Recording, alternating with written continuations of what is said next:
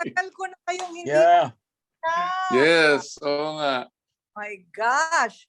I saw you Eugene, 2 years ago. pa? Ha? Nakakapagsalita ka pa ba? Ay, ano para sa'yo?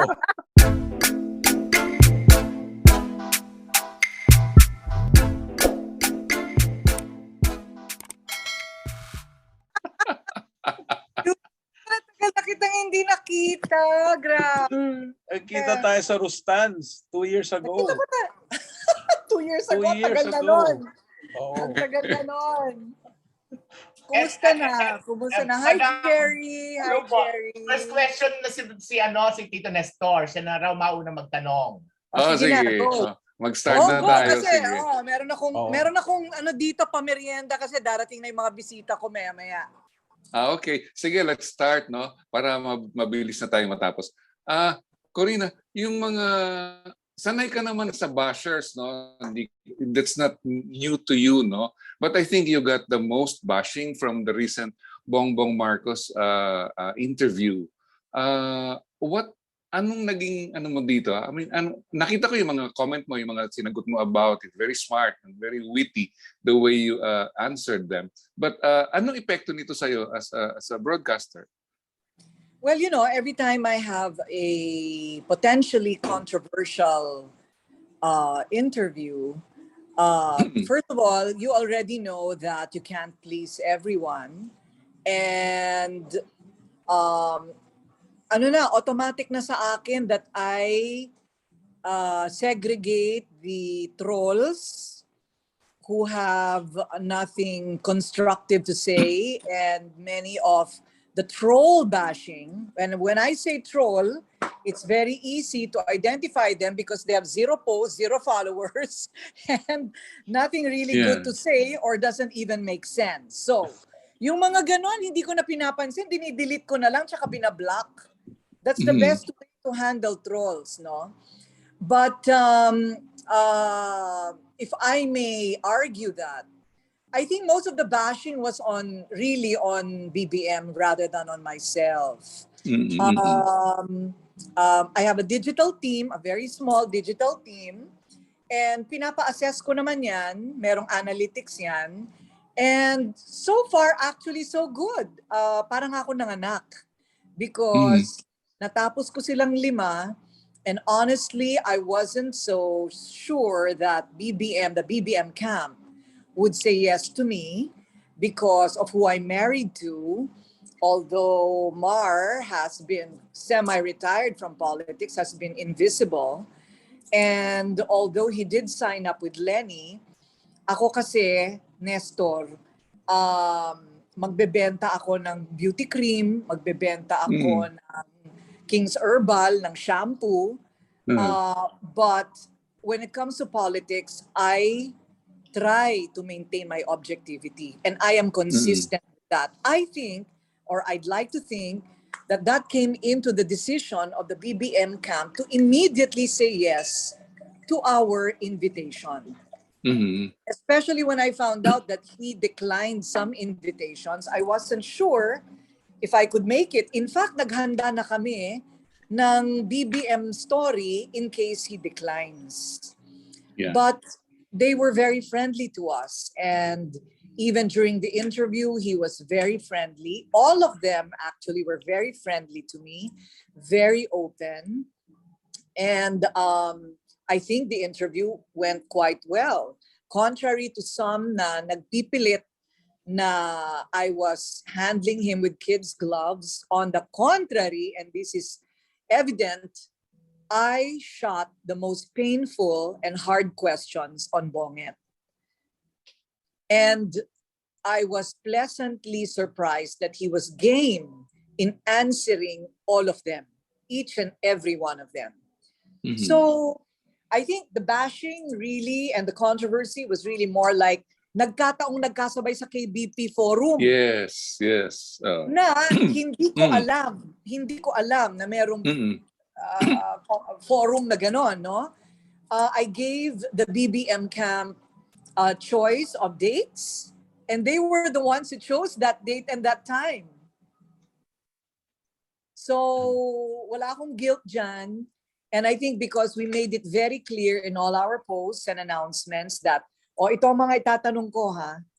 At ito ha, to be clear, sila ang pumili ng petsa at oras. Parang nawala naman yung negativity on me and on the show. Yeah. Okay. We're very happy. Thank you. Si Tito Eugene, ang kasunod na magtatanong. Tito Eugene. Okay, since this is about the the interviews, could you describe each of the interview, not necessarily the presidentiables, kung ano yung parang tingin mo do sa bawat interview mo do sa, di ba? Siguro in one line, hindi ako naghanda Pero ito, siguro if I could, give me a little time to think about it, but si Pacman, ang benta niya, hindi ang kanyang diploma, kung hindi ang kanyang kabutihan ng puso. Okay? Si Bongbong, ang parang pinaka nakuha, ang takeaway ko, ang nagawa ng tatay niya ay ginawa ng tatay niya. Iba ang gagawin niya at iba siya. Yan ang kanyang parang that's the one-liner summary of that interview. Si Lenny, kaya ko kasi babae ako. Tinutungtungan niya ang kanyang pagiging babae. Hindi ba nga sa bahay, ang talagang punong abala ay yung babae. Yon ang bentahin ni Lenny. Kaya ko kasi, not yung, hindi ko kaya kasi babae ako. Kaya ko kasi babae ako. Okay. Si Ping, I am the most qualified because I've seen it all and I've done it all. At alam ko ang gagawin ko. Si Yorme, ang kanyang bentahe, tignan yung ginawa ko sa Manila. Yan ang gagawin ko sa buong Pilipinas. Okay na siguro yun. Okay. Yun sa bawat 5 kandidato. Okay. Tapos May next kanina question ka pa, Tito Eugene? Hindi, yung lang, napaka-iksi lang. Kasi kanina parang binanggit mo na para maiwasan mo yung bias, may technique kang ginawa. Did it work sa palagay mo? Para hindi lumabas ang bias? I think it did because I think I asked the tough questions. Not all. By the way, lahat sila binigyan nila ako ng oras. Kasi kung binigyan nila ako ng kalahating araw, lahat yan mauusisa ko. Di ba? Baka pwede pa ako mag-fact check sa Google. Lahat sila nagmamadali. Lahat sila may oras. So ang sabi ko, imbis na uriratin ko ito, tanungin ko yung mga tanong, hindi ko sila babarahin, hindi ako that's never my style. Siguro nung bata-bata ako, Eugene, alam mo yan. Talaga nakikipagpakbakan ako sa general. Pero, presidentiable ito. At ang gusto ko, ang starring role dito, hindi ako. Hindi ako nagpapakita na ako magaling. O na parang, kaya ko tong paluhurin. Hindi ko style yon. For me, when I do an interview, the star is my interviewee. So when I ask a question, I just want to hear their answer. I want to look at their faces. I want to look into their eyes. And that's also what I want the audience to see. Now, whatever answer, then people should have the responsibility to fact check. People have the responsibility to compare and to observe and judge for themselves. Sometimes in follow-through questions, that's where the bias comes out. But I think from the questions that I answered, each of them answered sufficiently so that hindi na kailangang uriratin. Ayoko ring mamahiya. Hindi ko style yon. Kasi para sa akin, kung inimbita ko yan, he is my guest. Hindi mo naman babastusin ang guest mo pag pinapunta mo sa bahay mo, di ba? Lalo na po pinapunta pa nila ako sa bahay nila. But it doesn't mean that I didn't ask the tough questions. Bongbong being the front runner, I have to say, I asked Bongbong the toughest questions of all. Bakit? Ang layo niya sa survey, nangunguna siya. So dapat lang talagang tanungin yung mga mababagsik na mga tanong. And I was very happy that he was game in answering the questions. Hindi ko sinasabing pinaniniwalaan ko lahat ng sinabi niya, ha? Or hindi ko sinasabing pinaniniwalaan ako lahat ng sinabi ng mga kinausap ko. Bahala ang mga nanonood na humusga. Okay. Thank you very much. And congrats, napanood ko lahat yun. And nice to see you again. Wow. Thank you, Eugene. It's Ian's turn. Madam Ian of the People's Tonight. Okay. Miss Corina, meron kasi after nung dalawang interviews na maingay din, katulad nung sayo, may mga nagko-comment na after the GMA interview, parang, of course we love Boy, everyone loves Boy. Pero ang comment nila, parang he wasn't supposed to be the one daw who did the interview for ABS. So yung iba, ang komento, it should have been you para tumapat kay Jessica. How do you react to that? I think, well, actually, Boy Abunda has a doctorate degree and I do not. Okay?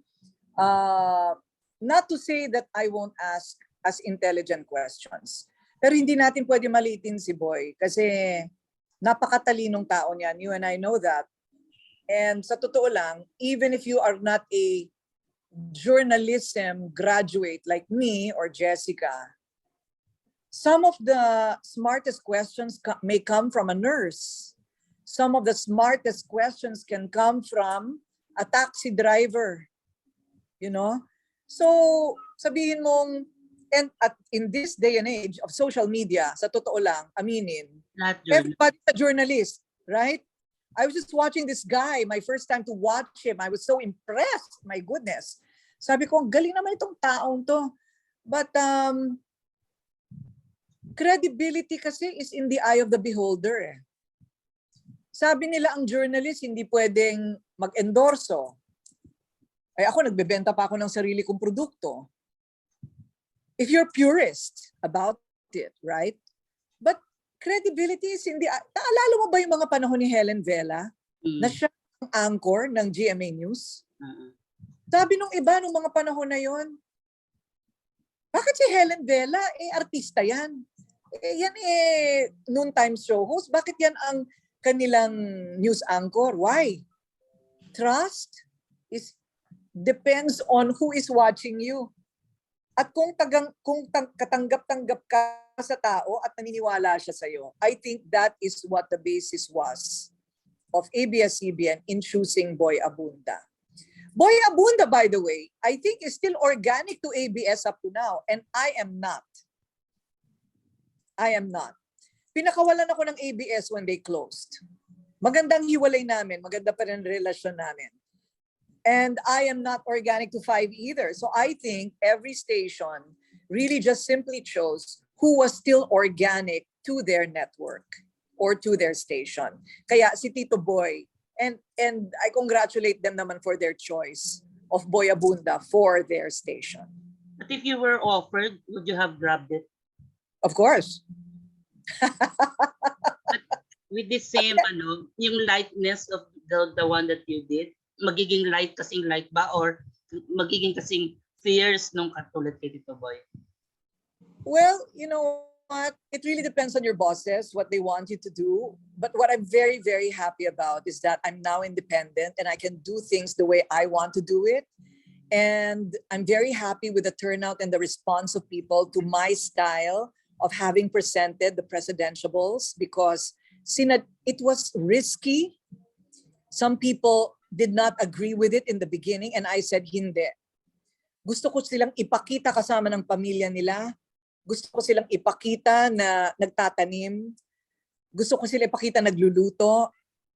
Pero pagkatapos nilang mapanood ang lahat ng yan at nakita nilang, tinanong ko pa rin ang pinakamababagsik na mga tanong, doon nila makikita kung bakit ko ginawa yon.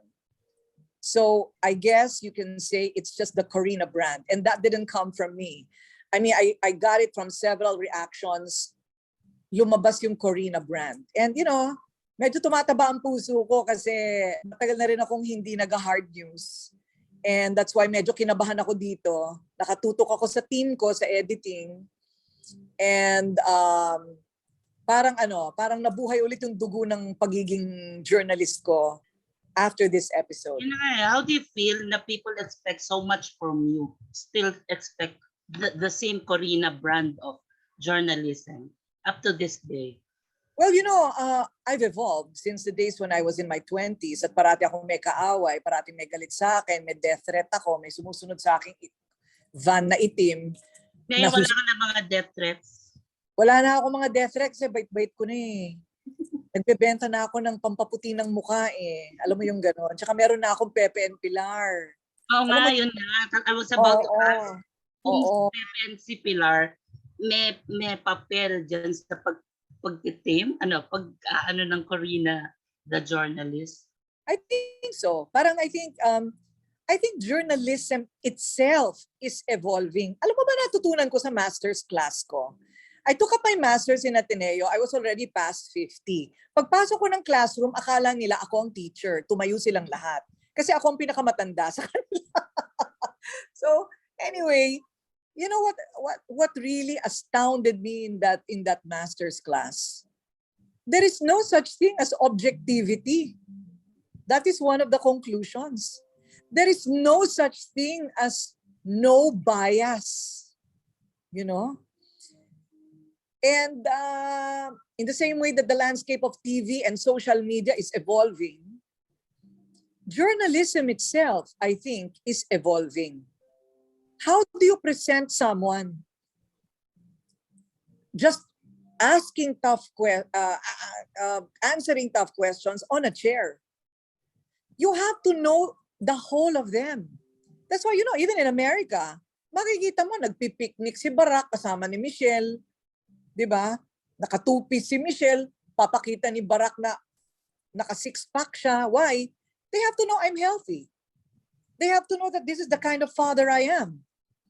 And honestly, are we really electing presidents to Malacanang? We are electing human beings to Malacanang. And you have to know what kind of human beings they are. So that is how I feel my brand of journalism is evolving. It's more holistic. It's less judgmental, without having to diminish the value of knowledgeability, decency, education. Pero tama yung narinig ko kahapon sa isang vlog eh. Nasa galing ito. Gaano ka kagaling? Gaano ka karunong dumiskarte? Husay ang pinag-uusapan dito.